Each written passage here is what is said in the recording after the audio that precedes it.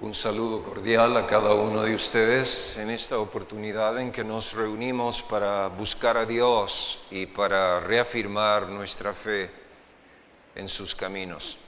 Sea usted muy bienvenido, bienvenida en los medios que haya escogido para escuchar el mensaje proveniente de la palabra de Dios en esta oportunidad. Quiero invitarle a abrir su Biblia en el capítulo número 2 del Evangelio según San Lucas.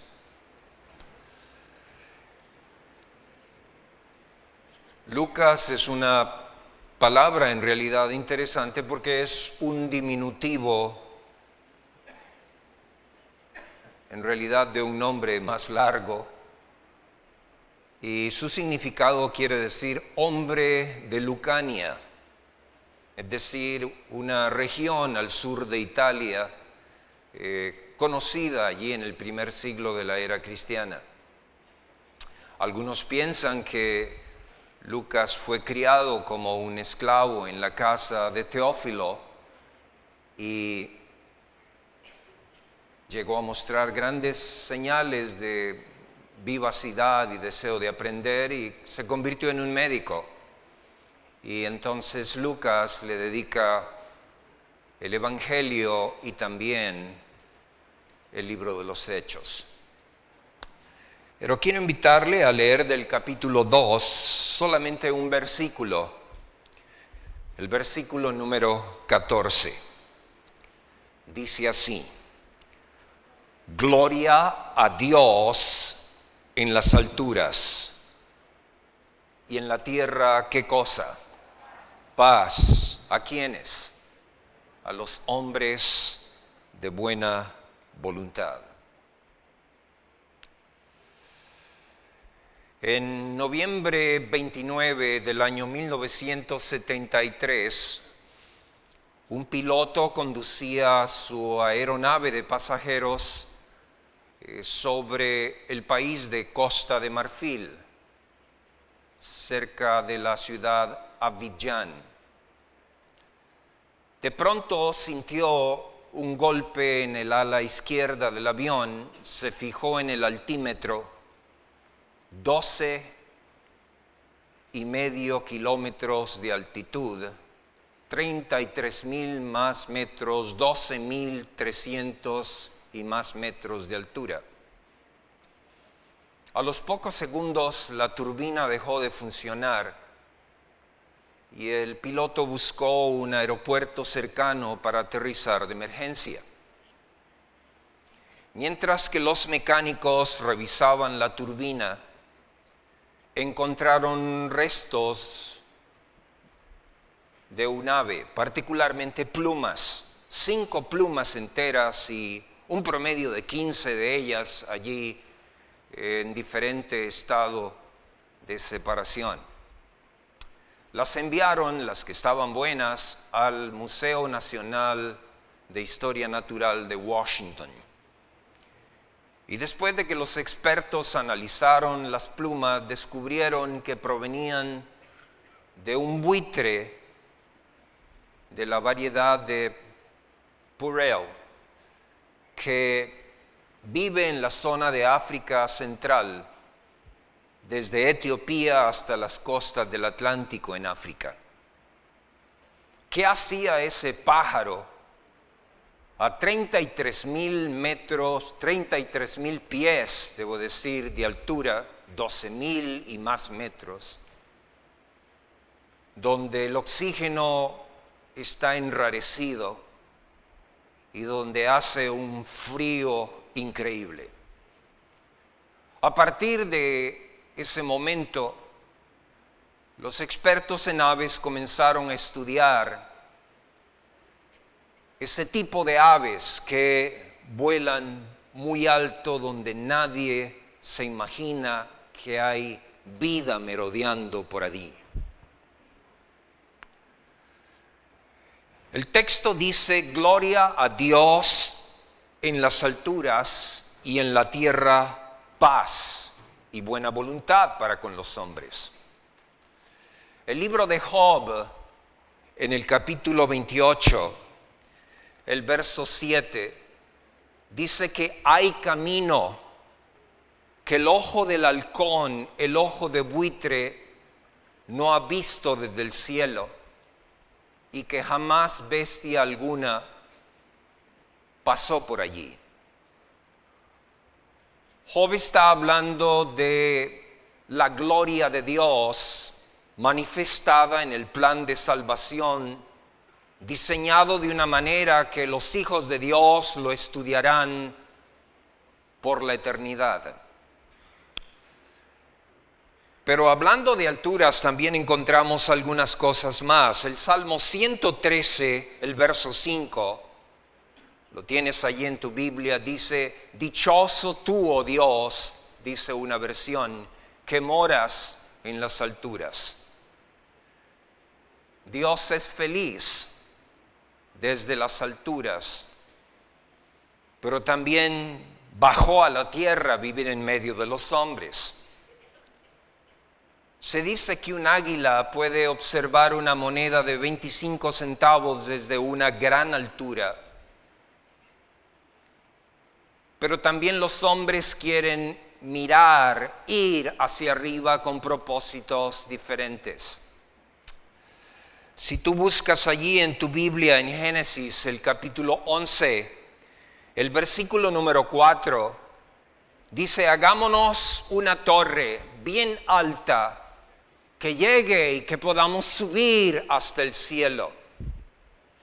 El libro Patriarcas y Profetas sugiere que después del diluvio la humanidad se congregó en un solo lugar y empezaron a construir una alta torre que intentaban llegar más allá con ella más allá de las nubes, para descubrir el origen del diluvio, las causas de esa catástrofe y evitar que ocurriera algo similar otra vez.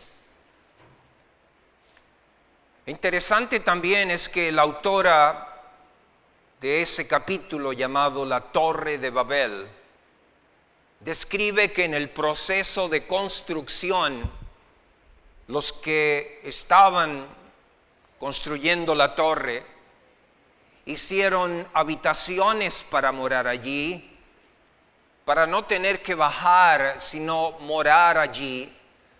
Y subían todos los materiales y tenían suntuosas salas, lujosas salas ofrecidas a las distintas divinidades que ellos intentaban adorar. Algo parecido ocurre en Isaías 14, el verso 13. Dice la Biblia: y subiré a las alturas y seré semejante al Altísimo, y me sentaré en su trono a los lados del norte. La Escritura nos habla aquí en Isaías 14 sobre el deseo de Lucifer de ocupar el trono de Dios, pero no necesariamente tener su carácter. Una de las características esenciales de Dios en su gloria son los atributos no transmisibles y los atributos otorgados al ser humano. Y el salmista también dice que Dios a otro no dará su gloria, es decir, sus dones no transmisibles, su omnipotencia, su omnisciencia, su omnipresencia. Pero hay dones transmisibles que Él le da a los seres humanos: amor, bondad, perdón, esperanza, comprensión, alegría. Pero la Biblia dice de este ángel que se convertiría en demonio posteriormente: subiré a las alturas, seré semejante al Altísimo, me sentaré a los lados del norte. El término norte para los habitantes de Mesopotamia tenía un significado especial. en el lenguaje cuneiforme, Sefón, y en el hebreo también, tiene que ver con un sitio oscuro, no accesible para el ser humano, pero donde las divinidades guardaban sus tesoros. Es decir, donde ellos moran. Pero cuando hablamos de gloria a Dios en las alturas y en la tierra paz, ¿a qué se refiere Lucas cuando dice eso? ¿Es una exclamación? Es decir, gloria a Dios como un símbolo de alabanza. Está bien, en algunas partes de la Biblia se utiliza de esa manera, pero aquí no. Aquí no es solamente la alabanza en términos de expresar el regocijo por el nacimiento del Salvador. Aquí tiene que ver con otras cosas más. Y si tú andas merodeando allí con la Biblia, si andas buscando hoy, encuentras en Mateo el capítulo 6, el verso 10, que cuando los discípulos se acercaron a Jesús y le dijeron que Juan el Bautista les había dado instrucciones de cómo orar. Y saben, no es que Dios no hable hoy, Dios sigue hablando, pero nosotros estamos sintonizando otros canales. Y muchas veces nuestras rodillas se han vuelto de plasticina y nuestros dedos han tenido ya callosidad de tanto usar los controles remotos de la televisión para mirar muchos otros canales. Pero Dios sigue hablando. Y para todos aquellos que lo escuchan, Dios sigue hablando. Pero allí en el Evangelio según San Mateo, el capítulo 6, el verso número 10, los apóstoles recogieron las palabras de Cristo cuando le enseñó a sus discípulos a orar. Hágase tu voluntad, así, ¿qué cosa? En la tierra como en el cielo. Eso es dar gloria a Dios. Las huestes celestiales cumplen la voluntad de Dios en su adoración a Dios en el cielo y en el cumplimiento de sus propósitos en la tierra. Y para todos aquellos que buscamos una altura en el reino de Dios, debemos comprender que hay una mutua relación entre servir y adorar. Pero la Biblia también dice allí en Juan 1:14, y vimos su gloria como del unigénito del Padre, lleno de gracia y de verdad. Una de las mayores razones por las cuales Jesús vino a este mundo, conocida por muchos de nosotros, es que Él vino a mostrar el verdadero carácter de Dios. Con su vida, la divinidad escondió el sol. ¿Puedes tú esconder el sol en una cajita pequeña? ¿Puedes esconder esa gigantesca bola de luz que irradia sol y que enceguece los ojos? ¿Puedes esconder esa luz? Así que la luz de la gloria de Dios fue escondida en la persona de Jesús. Y fue el Dios hombre. Y nos vino a enseñar cómo vivir. Nos vino a enseñar cómo hacer iglesia. Pero la Biblia también continúa y dice que en los últimos días, en Apocalipsis 14, versos 6 y 7, temed a Dios y dadle gloria, porque la hora de su juicio es venida. En realidad el término sería también posible de ser traducido porque la hora ha llegado. Dios tiene un rótulo en el cielo, en el lugar santísimo, algo así como una lavandería donde dice, está abierto, puedes lavar tu ropa, pero cerraremos pronto. Y todos los días suben al cielo, figurativamente hablando, ropajes sucios, manchados, contaminados, y aún así bajan limpios, aromatizados, frescos y nuevamente para usar. Me preocupé durante un buen tiempo pensando cuando mi nombre pasara delante de las cortes celestiales. Y vivía en una angustia casi como una ardilla hipertensa pensando sobre esta situación. Y después descubrí que si soy hijo de Dios y que si le he entregado a Jesús mi vida, puedo confiar en las palabras del profeta Daniel, el capítulo 12, que dice: y se levantará Miguel, el cual está de parte de los hijos de tu pueblo. Así que Él no está en contra mía en el juicio, Él está a mi favor. Y si está a mi favor, su abrazo es firme y seguro. Ahora, pero la Biblia dice también otra cosa más. Dice: temed el temor reverencial y dadle gloria. Y para eso entonces quisiera reflexionar brevemente en la condición en la cual el capítulo 2 de Lucas fue escrito, relacionado a la lectura bíblica que tuvimos ahora recientemente, de Filipenses 2, versículo 10. En los tiempos de los apóstoles y de nuestros hermanos que vivieron en el primer siglo de la era cristiana, existía lo que se llama la guerra de los dos kurios.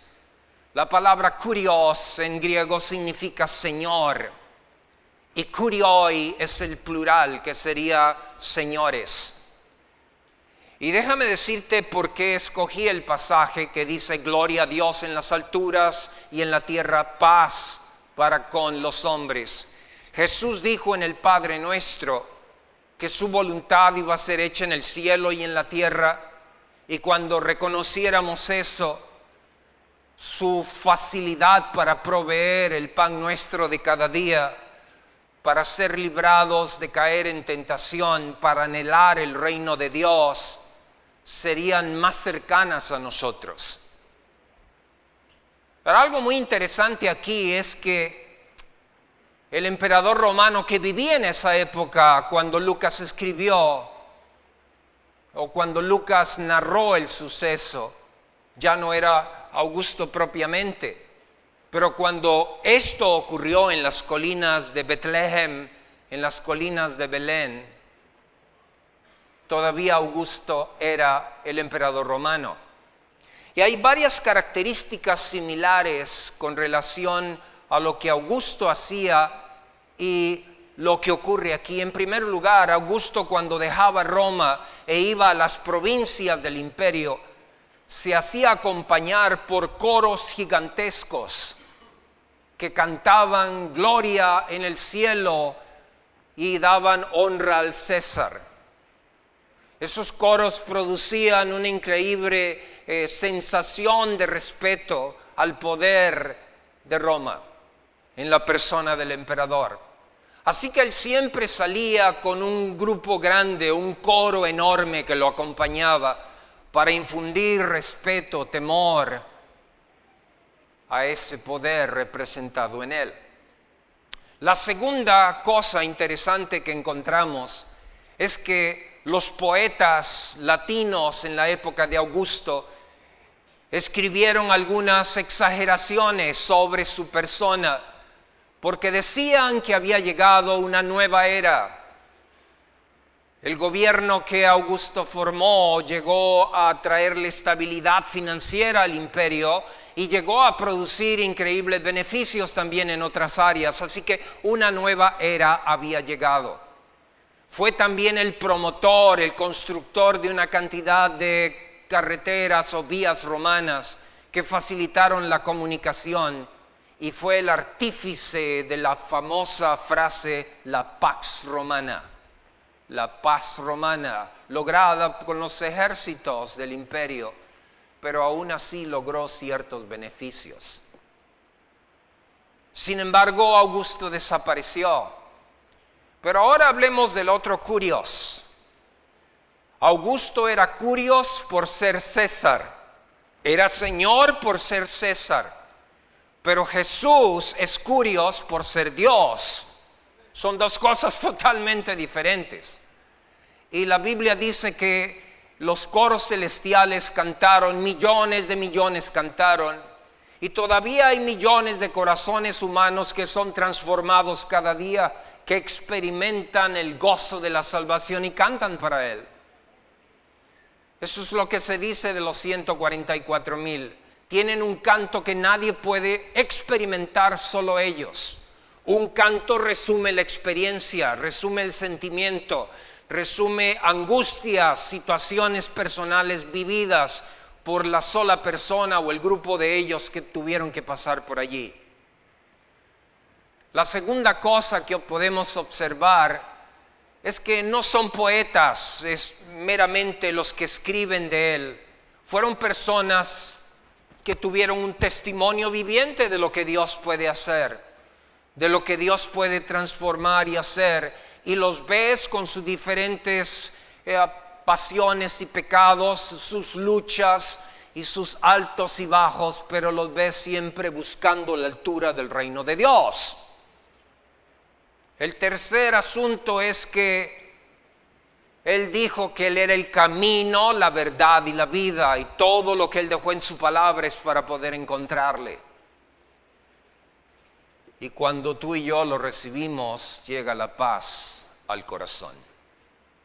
Así que hay una gran diferencia entre estos dos curioi, entre estos dos señores. Pero déjame entonces aproximarme al final y encerrar la idea de gloria a Dios en las alturas y en la tierra paz. El salmista dice, ¿quién subirá al monte de Dios? Allí en el Salmo 24.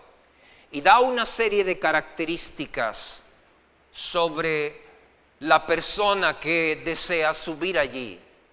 Y obviamente el empuje lo va a dar Dios, porque la montaña es tan alta que no puedes.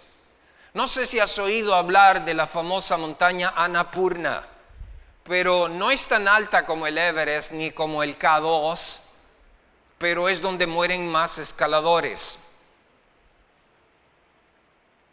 Las variaciones del clima, la poca posibilidad de comunicación son dos de las razones por las cuales varias decenas de ellos han perecido allí. Y para subir allí tú no puedes por sí solo, ninguno puede, por más que se esfuerce. Solo la gracia y el poder habilitador de Jesús puede lograrlo. Y eso es lo maravilloso, que podemos llegar a Él tal y como somos, y su gracia puede añadir el beneficio de nuestra debilidad para ser transformada por su poder. Pero hablemos de la gloria de Dios. Es su carácter, es su nombre, son sus atributos transmisibles y no transmisibles. Moisés experimentó algo de eso. Quiso entender, porque cuando tú quieres conocer a alguien, quieres saber quién es. Y quieres saber realmente quién es. Y para todos los que somos casados, quiero insistir, casados, no cansados, sino casados, sabemos que hay cosas maravillosas de nuestro cónyuge, hay cosas no tan buenas de nuestro cónyuge y hay cosas no del todo buenas de nuestro cónyuge. Y lo mismo dice nuestro cónyuge de nosotros. Pero el amor cubre multitud de pecados, ¿no es cierto? Así que Moisés quería entender a Dios un poco más. Quería preguntarle a Dios algunas otras cosas.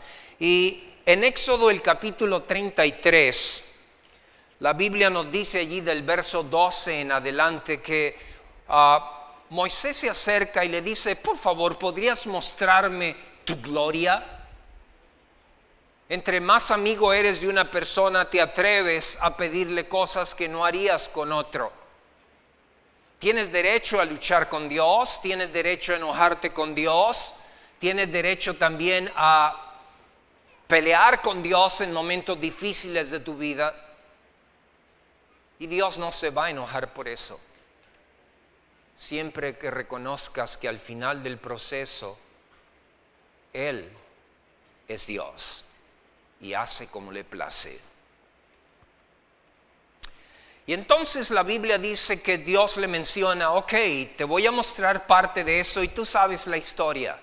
Dice que le va a enseñar parte de sus espaldas, pero no es solamente el físico. Moisés no estaba preocupado por una situación antropomórfica, es decir, como tenían todas esas culturas de Mesopotamia de admirar al Dios en manera física. Él quería ver a Dios de una manera diferente en relación a su relación con Él. Y cuando Dios pasa enfrente de Él, Él ve su benignidad y dice que dura por 1000 generaciones, dice que es paciente, misericordioso. Y esas son características de su gloria también. Ahora, cuando Jesús venga a la tierra por segunda vez, vendrá a recoger a aquellos que hayan recibido los beneficios de su gloria, de su bondad, de su aceptación y de su confianza en Él. Es cierto que Filipenses 2:10 dice, y toda rodilla se doblará en nombre del Señor. Aún los que están allá, aún los que están aquí, los que están debajo. En el sentido figurado, Lucas incluye toda la creación, tanto los animalitos que están debajo de la tierra como todas las fuerzas de la naturaleza que se mueven allí. Y dice que toda rodilla se doblará, pero no todas las rodillas se van a doblar en el sentido de adoración y sumisión. Cuando tú lees el libro El conflicto de los siglos, dice que aún Satanás y sus ángeles y todos los enemigos de Dios doblarán las rodillas solamente para reconocerlo a Él como Dios, pero no para recibir los beneficios de su gloria. Y lo que Dios quiere es que recibamos los beneficios de sus dones transmisibles. Y obviamente aquí el libro de Filipenses nos dice que Jesús está hablando del asunto que vivían los cristianos, de rendirle pleitesía a César, de arrodillarse delante del ídolo, de vaciar la copa con el vino. Y ellos entonces, a través del mensaje de Pablo, dice, mi rodilla se dobla para Dios. La Biblia habla de la religión del corazón. El profeta que más habla con relación a la gloria y la religión del corazón es Jeremías. Él dice, yo les voy a quitar a ustedes el corazón de piedra y les voy a dar un corazón de carne. Hace algunos meses atrás murió Billy Graham. Fue uno de mis primeros contactos con el cristianismo.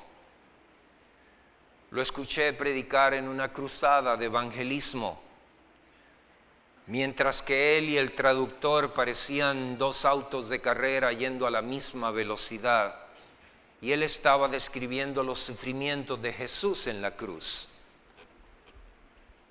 Alguien contó en el servicio fúnebre una experiencia que le ocurrió al doctor Graham cuando era aún un estudiante de teología, y su profesor los había llevado a Inglaterra a conocer algo de la vida de los reformadores y predicadores del siglo XVIII y XVII. Y fueron a la casa de John Wesley, el famoso predicador que tuvo una gran influencia en la fundación de la Iglesia Metodista. Y estuvieron visitando la casa. Y si tú visitas ese lugar, vas a ver que en el cuarto de estudio de John Wesley hay 2 marcas en el suelo que reflejan el lugar de la madera donde John Wesley todos los días agonizaba delante de Dios. Todos regresaron al bus. Empezaron a contar todos los que iban y faltaba Billy. El jefe de la excursión se bajó y entró entonces allí al lugar y lo buscó por la casa hasta que lo halló y le pareció escuchar a Billy hablar. Y entonces desde lejos le dijo: Billy, es tarde, el bus se va, vámonos. Pero parecía que no lo escuchaba y entonces el profesor se acercó y Billy estaba arrodillado en las mismas marcas de la madera allí donde John Wesley dejó su rastro de oración. Y las palabras de este predicador eran: por favor, oh Dios, repítelo conmigo otra vez. Repítelo conmigo otra vez. Y lo demás fue historia. La gloria de Dios tiene atributos intransferibles, no transmisibles, que están allá. Cualquiera que intente buscar esos atributos no transmisibles caerá en el mismo error que Lucifer. Pero todos los días bajan a la tierra los dones transmisibles de Dios. Su amor, su misericordia, su gracia. Busquémoslos cada día mediante la oración. Tenemos el gran privilegio de adorarle y algún día, no como Moisés, ver cuando Él pasa de lejos, sino tener el gozo de observarlo cara a cara. Que Dios les bendiga a todos y a cada uno de nosotros en esta jornada de glorificar y conocer el carácter de Dios.